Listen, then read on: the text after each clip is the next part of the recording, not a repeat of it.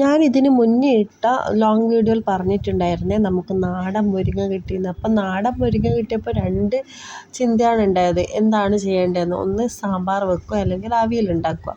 പിന്നെ കരുതി എന്തായാലും ഉച്ചക്കേക്ക് സാമ്പാർ വെക്കുന്നത്. അങ്ങനെ വെണ്ടയ്ക്കയും ബാക്കി സാധനങ്ങളൊക്കെ ഉണ്ടായിരുന്നു. അപ്പോൾ നമ്മൾ സാമ്പാർ വെച്ചു. അങ്ങനെ ഉച്ചക്കത്തെ കാര്യങ്ങളെല്ലാം ഓക്കെ. പിന്നെ ഇത് വൈകുന്നേരത്തെ പരിപാടിയാണ്. വൈകുന്നേരം ഇന്ന് മുളക് ബജി ഉണ്ടാക്കാമെന്ന് വിചാരിക്കുന്നത്.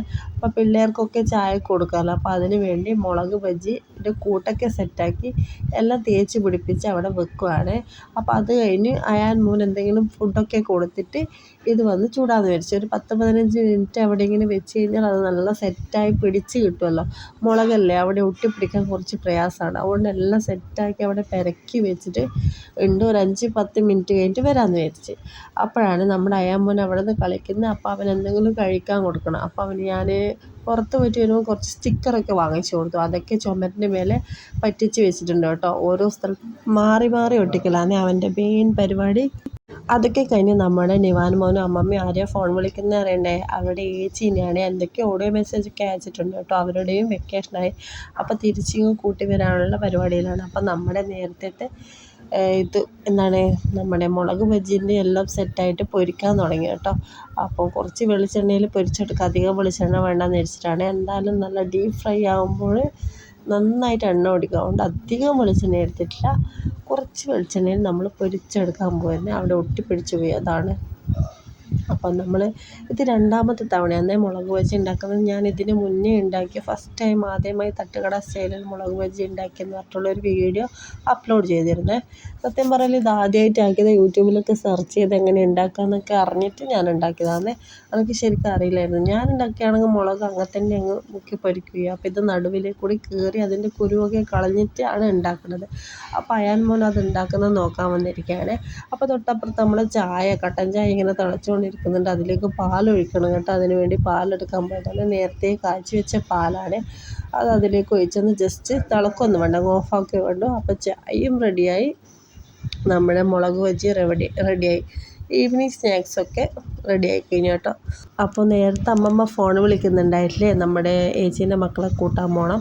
അപ്പോൾ അവരൊക്കെ വരുമ്പോഴേക്ക് ഇതൊക്കെ കൊടുക്കാമല്ലോ ഈവനിങ് സ്നാക്സ് ആയിട്ട്. അതൊക്കെ കാസ്ട്രോളിലിട്ട് വെച്ചിട്ടുണ്ട് കേട്ടോ, ചൂട് തണിയാതിരിക്കാൻ വേണ്ടി. അപ്പോൾ ഇത് മൊത്തത്തിൽ കണ്ടപ്പോൾ നമ്മുടെ നിവാൻ മോൻ എക്സ്പ്രഷൻ കണ്ടോ, നല്ല സ്മെല്ല്, അടിപൊളിയാണല്ലോ എന്ന് പറഞ്ഞ് ഓവർ എക്സ്പ്രഷനൊക്കെ ഇടുന്നുണ്ട് കേട്ടോ.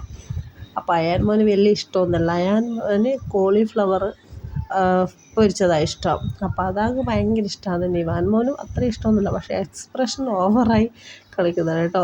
ഇഷ്ടമാണെങ്കിൽ അത് എന്തായാലും എടുത്ത് കഴിക്കില്ലേ. ഇഷ്ടമല്ല, വെറുതെ അങ്ങനെ എക്സ്പ്രഷൻ ഇടുന്നതാണ്. ഞാൻ പറഞ്ഞു, നീ എന്താ ഇങ്ങനെ ആശ്ചര്യത്തോടെ നോക്കുന്നത്, എനിക്കിഷ്ടമല്ലാത്തതുകൊണ്ട് ഇങ്ങനെയെന്ന് പറഞ്ഞിട്ട് അങ്ങനെ നിൽക്കുകയാണ്. അപ്പോൾ അതൊക്കെ കഴിഞ്ഞ് നേരത്തെ കോൾ ചെയ്തല്ലോ നമ്മുടെ ഏച്ചീനെയും ഏട്ടനെയും. അപ്പോൾ അവരെ കൂട്ടാൻ വേണ്ടി നമ്മളാണ് ഇലക്ട്രിക് ഓട്ടോയിലാണ് പോകുന്നത്. അപ്പോൾ ഞാനും അമ്മയും നിവാനും അയാനും ഒക്കെയാണ് കൂട്ടാൻ വേണ്ടി പോകുന്നത്. അപ്പോൾ സ്ഥലം കല്ലായിയാണ്, അഞ്ചരക്കണ്ടി. അപ്പോൾ പോകുന്ന വഴിക്ക് പാലവും കുറച്ച് പുഴയും ഇതൊക്കെ കണ്ടു കേട്ടോ. അപ്പോൾ പോകുന്ന വഴിക്ക് വണ്ടി കാണുന്ന ചില കാഴ്ചകളാണ്.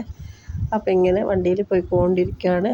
അപ്പോൾ ആ സ്ഥലത്ത്, നമ്മൾ പോകുന്ന സ്ഥലത്ത് കനാലുണ്ട് കേട്ടോ. അവിടെ വെള്ളമൊക്കെ നിറഞ്ഞേക്കുന്ന സമയമാണ്, വെള്ളം വിടുന്ന സമയമാണ്. അപ്പോൾ വെള്ളം വിട്ടതുകൊണ്ട് ഒരുപാട് വെള്ളമൊക്കെ വന്ന് നിറഞ്ഞിട്ടുണ്ട്. കുറച്ച് ദൂരെയാണ്, കാണുന്നില്ല കേട്ടോ. ഇനി വണ്ടി പോയിക്കൊണ്ടിരിക്കുമ്പോൾ ആ വെള്ളം കണ്ട, എന്ത് നല്ല വെള്ളമാണ്. അവർ വീടിൻ്റെ മുന്നിലൊക്കെ വെള്ളമാണ്. അലക്കാനും കുളിക്കാനൊക്കെ നല്ല തെളിഞ്ഞ വെള്ളമാണ് കേട്ടോ. എല്ലാവരും അലക്കാനും കുളിക്കാനും നീന്തം പഠിക്കാനൊക്കെ വരും. അപ്പോൾ ഇതിൻ്റെ അടുത്താണ് നമ്മുടെ ഏച്ചീൻ്റെ വീട്. അപ്പോൾ നമ്മളങ്ങനെ പോയിക്കൊണ്ടിരിക്കുമ്പോഴുള്ള ചെറിയ ചെറിയ കാഴ്ചകളാണ്. സ്കൂൾ വെക്കേഷനിലാകുന്ന സമയത്ത് കുട്ടികൾക്ക് നീന്തം പഠിക്കാനും ഒക്കെ ഇങ്ങനെ കനാലിലൊക്കെ വന്ന് കളിക്കാം കേട്ടോ. അപ്പം നമ്മൾ അവരെ വീടിൻ്റെ മുന്നിൽ തന്നെ നല്ല അടിപൊളി തെളിഞ്ഞ വെള്ളമാണ്. അപ്പോൾ പിള്ളേരൊക്കെ അങ്ങനെ വീട്ടിലെത്തി. അപ്പോൾ വീട്ടിലെത്തിയപ്പോൾ എല്ലാവരും ഒത്തുചേർന്ന് കള്ളനും പോലീസും എന്ന് പറഞ്ഞ പണ്ടത്തെ ഒരു കളിയില്ലേ, കള്ളൻ, പോലീസ്, മന്ത്രി, രാജാവ്, അങ്ങനത്തെ കളി. ഇത് ഏട്ടനും അത് ഏച്ചിയാണ്.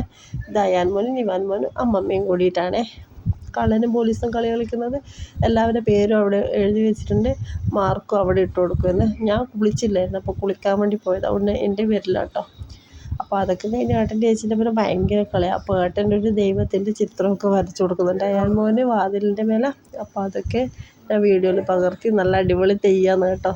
അപ്പം അയാൻ മോന് ഭയങ്കര സന്തോഷമായി ഇങ്ങനെ തെയ്യത്തിൻ്റെ വീഡിയോ ഒക്കെ വരച്ചപ്പോൾ. അപ്പോൾ അതൊക്കെ ഞാൻ വീഡിയോ എടുത്തു. അയാൻ മോൻ ഡ്രസ്സൊന്നും ഇട്ടിട്ടില്ല, എല്ലാം ചൂടായതുകൊണ്ട് ട്രൗസർ മാത്രമേ ഇട്ട് കൊടുത്തില്ലേ. അപ്പോൾ അതിൻ്റെ മേലെ മൊത്തം കലാപരിപാടിയാണ്. അപ്പോൾ ഇന്നത്തെ കുഞ്ഞു വീഡിയോ നിങ്ങൾക്ക് ഇഷ്ടമെങ്കിൽ ലൈക്ക് അടിക്കണേ. Thank you.